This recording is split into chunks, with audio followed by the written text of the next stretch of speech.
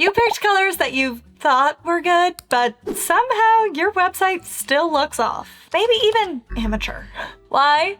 It's actually not your design skills. It's one simple color rule that the pros know, and today I'm going to show you exactly how to use it and how amateurs unknowingly break it. Here's what we're going to dive into. First, the essential color tips that you need to know and which most beginners miss. And then watch me build a color palette from scratch live. And finally, I'll show you exactly how to apply colors to a real website, what not to do, and what the pros always get right. So stick around to the end if you want to copy my no-fail color formula for your next website design. Getting directly into tip number 1, using color theory to pick harmonious colors. Now it can be so challenging at random to just try to pick colors and then the shades and the hues that work and feel like they go together. But thankfully, there's an easy solution. There are 4 color harmonies, which I use as my go-to. First are complementary colors. That's where the colors are directly opposite of each other on the color wheel, like red and green or blue and orange. They create high contrast, which is great for buttons or calls to action on a website, or websites where you want some high drama and a real impact. Think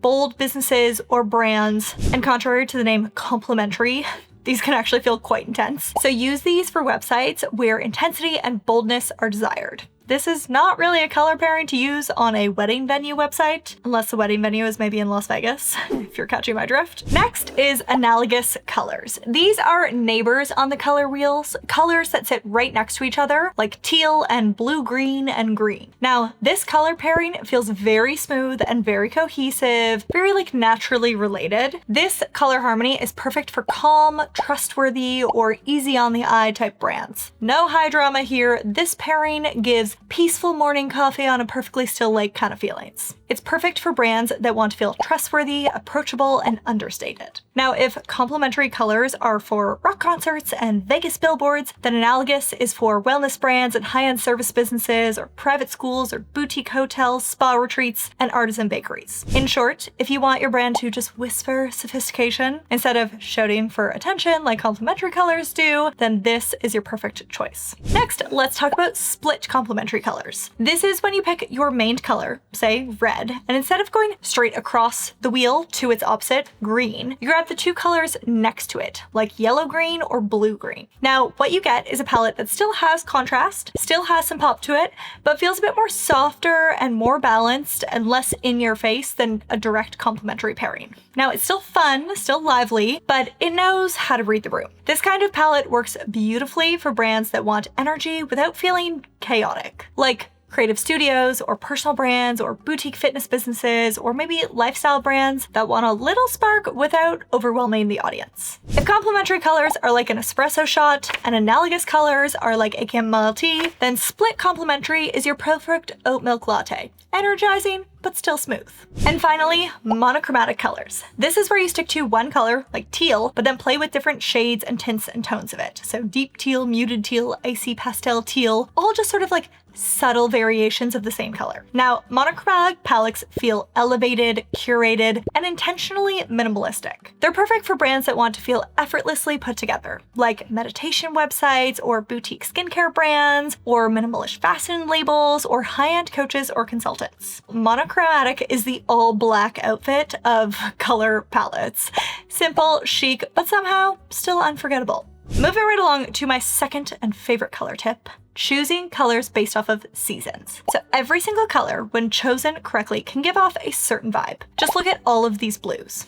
All blue, but giving off totally different vibes. Now, why is that? It is because of color seasons. So here's how choosing colors based on a season works. First, you pick the words that best fit the website you're building. Does your client want their website to feel serene and understated and delicate? Then those are summer hues. If they want it to feel bohemian or organic or warm, that's autumn. I'll actually pop a Google Doc with a list of all of these words for the different seasons in the description below that you can pick up. Once you've determined this season, which fits best with the words that you want to use to describe the feel of the brand, then take a peek at this color chart. You'll see every color is in it, but the shades and tones of each color fit the relevant seasons. So all the colors are in all of the seasons, but they have clearly distinctive looks, which feel as though they fit into the relevant season. Do you see what I mean here? Spring colors feel bright with warm undertones. clear rather than muted. Summer colors feel cool, muted, and airy. Autumn colors are very warm, very rich, deep saturation. And winter colors are cool, dark, with high contrast and high saturation.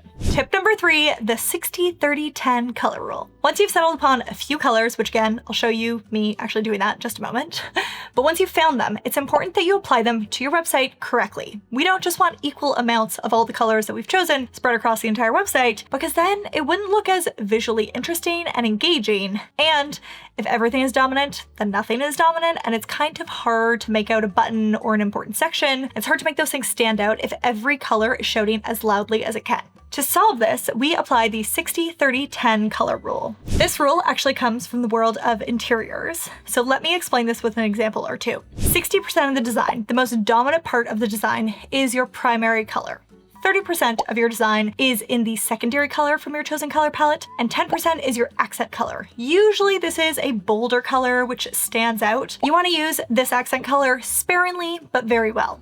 According to this rule, you don't want to use all the colors equally throughout your design, but in 60, 30, 10% proportions. It doesn't need to be 100% exact. Just use that as a rough guideline. Now, armed with those tips, let's move right along to stage number 2. Watch me make a color palette completely from scratch. First, I start off with the inspiration. When I work with clients, I have them pin for me website designs and photos of the style and look and direction that they want for their website. Now, when I look at those Pinterest inspiration boards, I tend to pretty quickly see a clear theme or direction. I then pull an image which I feel like really demonstrates their favorite color choices into the website imagecolorpicker.com. I hit upload image, and then I hover over the little bits and pieces of the image and click to get that specific color code from that specific pixel of the photo. I copy that hex color code and save it to my favorite colors. I tend to do little like blocks of colors in a design in Canva so I don't lose any great colors. And by the way, if you don't have a real client yet and want to practice building a website with a professional level brief, like the one I have here, this inspiration board actually comes directly from my Dream Client Booking Blueprint. It's a 5-day challenge designed to help you build your portfolio and start attracting dream clients.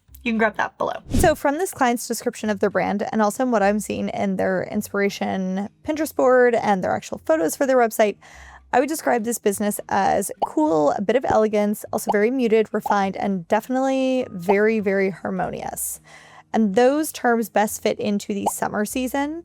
So I know I'm picking colors to make sure that they feel cool and muted, and because I want something to fit with the photos, which feels very harmonious, I think a monochromatic or an analogous color palette would fit really well. So now that I have a variety of colors, which I've pulled from my images, the next thing I'm going to do is try to pull these colors into the Adobe Color tool. I paste the color code into the middlemost option, and then I sort through monochromatic and analogous, and then I play around with the placement of these circles, which changes up slightly the shades and the hues and the colors, which I'm getting if I'm not automatically loving the ones that it's producing on either side that are fitting to the middle color, which I inputted. And I've duplicated another page on Canva and inputted all of my favorite colors, which I got out of the Adobe Color tool, into this here. Now, this isn't my color palette.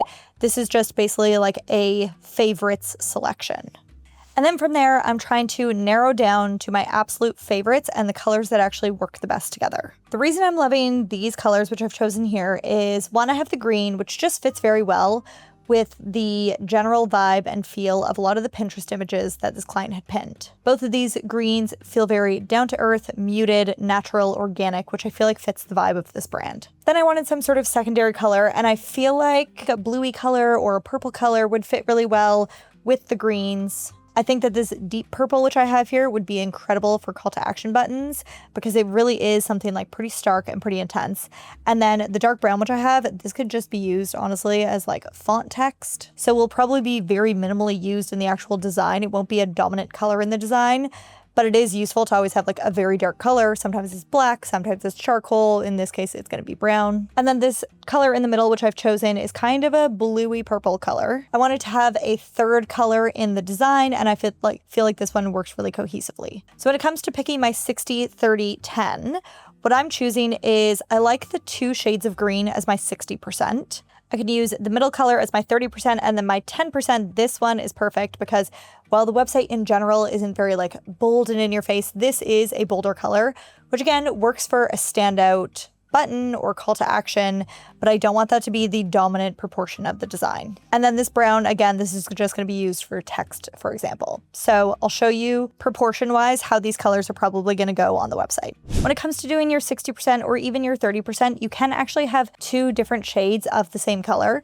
So in this case, I have my two greens making up the 60% of the design, the bluey purple as the 30%, the intense purple as the 10%, and then just a little smidgen here of the brown. But even with the greatest color palette designed by a pro, if you apply these to the website incorrectly, the website will still feel off. Here's an example of those colors applied incorrectly. Why? There's no contrast. It's very hard to read the text. They're all shouting for attention equally, 33%, 33%, 33%, instead of 60, 30, 10. The eye just isn't naturally drawn to the button because the button is in a muted color, not a dominant accent color. For example, here at the very top of the page, we have fresh flowers for any budget and shop flowers in our blue color.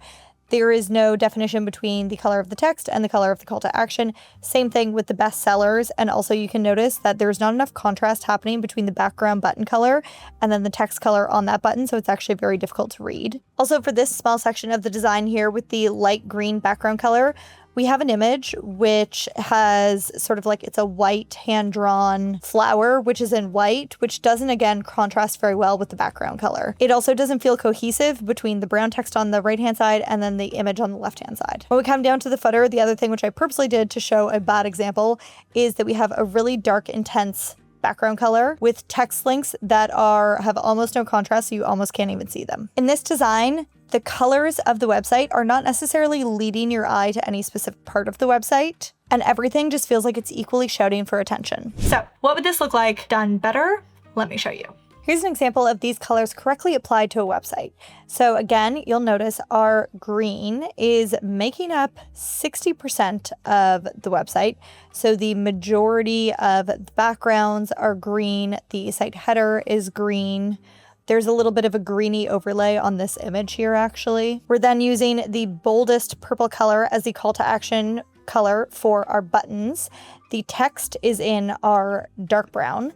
And then we have this sort of like medium blue-purple color for our 30%. It's present in this section design background here, and then also in our footer. For this bestseller section, we have the text happening in our dark brown color and then our call to action button in something that is clearly contrasting and quite standout in this section. When this is done correctly, we can see that with the header, the overlay color on this first image, the third section and the fourth section all have green.